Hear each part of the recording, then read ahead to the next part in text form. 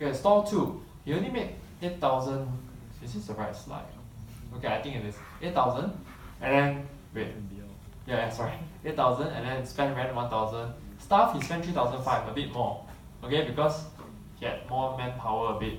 And then he spent more on marketing and sales. His profit is 1,500. What do you think year 2 would be? You think it would be better, worse off? Worse. Worse off? How come? It's diminishing already. Okay. Okay. So that's usually the case when we see financial statements. That's how we see it, right? We see, okay, why you spend 4,000, but then Osama spent 2,000, but you higher sales. Right? Not? You only look at always like that. Now financial, those are numbers. Okay. But what we don't know is potentially, right? Potentially, Khalil, towards the quarter 4, right? He used a different strategy by giving promotions and distributing his lemonade wider to like supermarkets. Okay? In which case, in year 2, then his sales ramp up to 19,000. Very good, huh? Okay? Because you invest your marketing first. You don't mind losing a bit of money at year 1. Okay. Right? Because you want to build market share. Right? That's what Grab always gives you. They give you promo code, right? Now still a promo code, right? Hardly, right? See? So they give you so much promo code back then, right? They invest heavily in marketing and sales, right? Now you're so used to using Grab. Okay, so their sales ramp up. Of course, this is in the positive note that the sales did actually go up, thankfully, right? But he still increased his marketing, okay? And his staff cost by, maybe he hired one more intern for $500, right? The intern helped him to do other stuff, okay? So his profit ramp up more than 3-4 times, okay? So when you do your financial forecast, don't be afraid that even the year 1 you might lose money. Sometimes you don't have to show straight away to your lecturer that, oh, I'm making money in year 1. You have to justify why. That's the most important thing, and you gotta know the strategy. Okay? I'm not here to tell you how to rig the numbers so that you pass your assignment. Okay? I'm telling you to justify the numbers by knowing what to do. Okay? Ta-da. Okay, any questions on this one? Your assignment questions? You can ask me, I try to answer. So you don't have to think so much. Okay, if not then, okay, slide number 5. My slide number 5 is double down. What does double down mean? Anyone knows? Not the KFC double down. Anyone's want to take a guess? What's double down? Not drinking.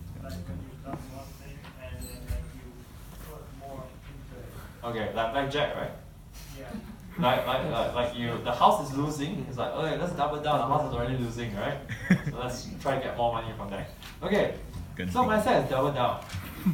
Now, why this is important is that because a lot of companies, when they do businesses, after they make money, you see that store number 1, they spend 2,000, they get a certain amount, right? My question is that if halfway through the year, you already know that by this amount of marketing that you spend, you already get this result, why don't you double down on it? Why don't you put in more to get more sales? Okay? Now that's one of the mistakes that we did. We were so glamour, I tell you this, we were so glamour that when people ask, how much you spend on marketing dollars on Facebook? A month? 3,000? 3,000 make $500,000 profit. Like, oh, quite impressive, right? Looking back, that's damn stupid. Right? Because I could spend 6,000, right? I could make 600,000. The 100,000 more, you know. Okay? So you gotta see how you leverage your money. Right? You put the money in for something to get a decent result, you double down on it. Until the result is diminishing, like what Osama said, then you take a moment and switch strategy. Okay? These guys did it well. Okay? They launched the Ayam Chicken, Ayam McD campaign, right? They launched on like YouTube first. Okay? Did decently well. Actually crazy well actually. Yeah, a lot of people start talking about it and everything. And then they started bombarding on Facebook. I use ad block. And then, oh, smart move. No wonder my ad couldn't get to you. Okay? And then they started doing in cinemas as well, right? Because they know it works. Hence they double down like crazy. Everywhere for a few months you'll hear about Ayam Goreng McD. Until today you're brainwashed with it. Yeah. Okay? So they know. So in terms of doubling down, you gotta test experiments of campaigns little by little. Okay, and then you double down on it. Now, when you want to double down, it's good to double down in sales and marketing strategies. Okay, it's also good to double down in recruitment strategies. Right, for example, if let's say I go to Monash to recruit staff, okay, 500 ringgit, I go there, I probably get like 20 leads, 20 students apply. I come somewhere, I probably get 40. If that's the case, right, I'll come somewhere more often. But that's assuming I get quantity lah, not quality lah, okay? Quality, I don't know which is better, okay? You guys tell me, alright? But in terms of quantity, just the numbers, then I can see on that, alright? Okay, if you look at past histories, all these big companies, right? They all double down on marketing and sales. They're super aggressive, okay? Amazon, McDonald's, everything, right? Great companies always invest in their money in revenue and marketing. So when you do your financial for assignment, don't like stingy on marketing, you know. You must know your marketing invest to yield what result. Doesn't mean that you spend 1,000 ringgit on marketing, you're getting this result is good. Doesn't mean that sense. Okay? Because again, like I said, if I have to spend 6,000 a month on Facebook ads, I'll probably get 600,000. Okay? So one thing to remember is when you build a business, cash has no multiple. Which means that if you have 100,000 in the bank, right, you want to sell off to a buyer, they will not look at how much cash you have in your bank. They will not say, okay, I'll give you 5 times of your business. They will look at your profit or your revenue. Okay? So in that sense, you can boost your revenue by taking cash and invest in boosting your revenue in terms of boosting your profits. Do that because in the long run, your multiple is based on that. Okay? If you have 100,000 cash but your profit is 200,000 and multiples on your profit, you want to pump in checking out your profit more because you get higher value for your business later on. Okay? So this one, a lot of young entrepreneurs always forget. They always want to save cash. Okay, they don't want to invest. But you guys invest smartly lah. Don't throw money like go partying with your staff every month or something like that. Okay? Don't look at me lah. Alright, mindset number 6. Okay, so I talked about investing money, right? But also don't forget, keep money for rainy day. Okay? My grandfather always tell me 2 things that I always remember. Number 1, never owe people money. Okay, so any of you here got friends that owe you all money? Yes. Chase them, please. Okay? Chase them, please. Beat them. Okay. Number 2 is always keep money for rainy day. Because as we all learned financial crisis, go ask your parents in 1997, 1998 whether they had their jobs or they lost their jobs. How many friends of theirs suicide because they lost their jobs? Okay? 2008, 2009, US subprime crisis affected the world as well. Okay? So never underestimate having cash. Why having cash is important sometimes? Emergency use. Emergency use, yes, that's number 1. Number 2, you can buy businesses, guys. Ooh, buy them. Okay? So imagine like there are 3-4 shops in some way losing money, financial crisis, right? But I can buy them very cheap. Because they're so desperate to get money, right? I can buy a furniture like maybe 5,000 for a whole shop, maybe.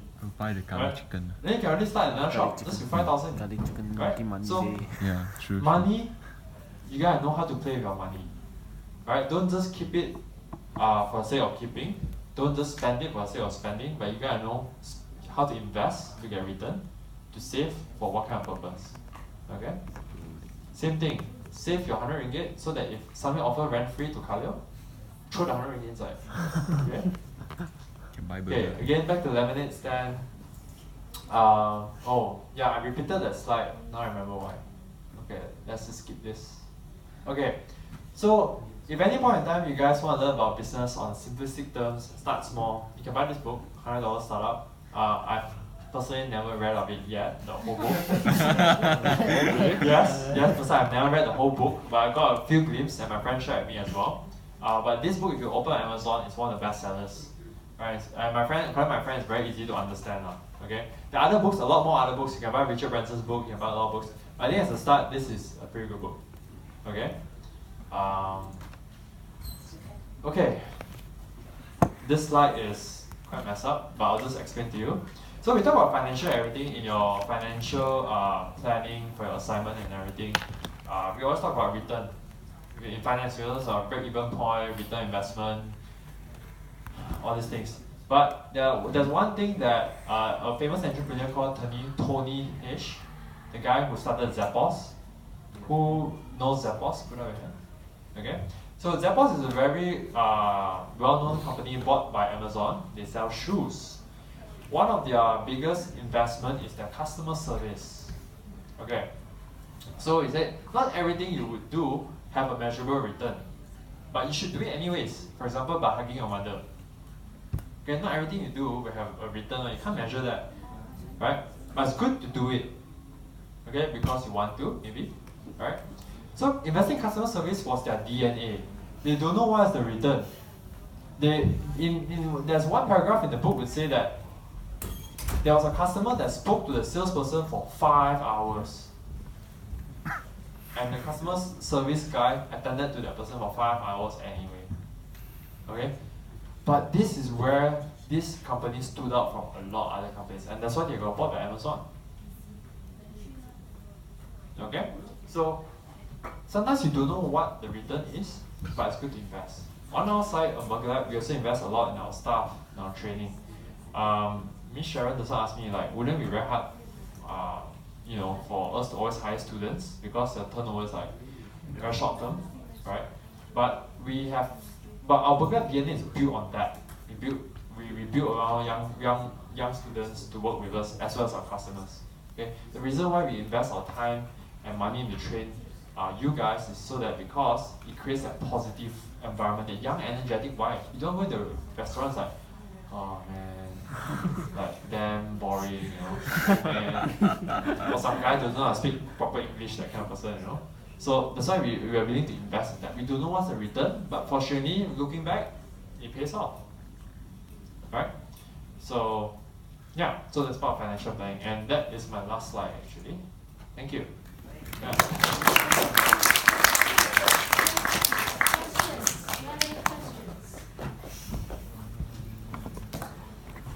How many words is your assignment? I'm curious. Or project? Sorry? Oh, okay. We just have like sections that we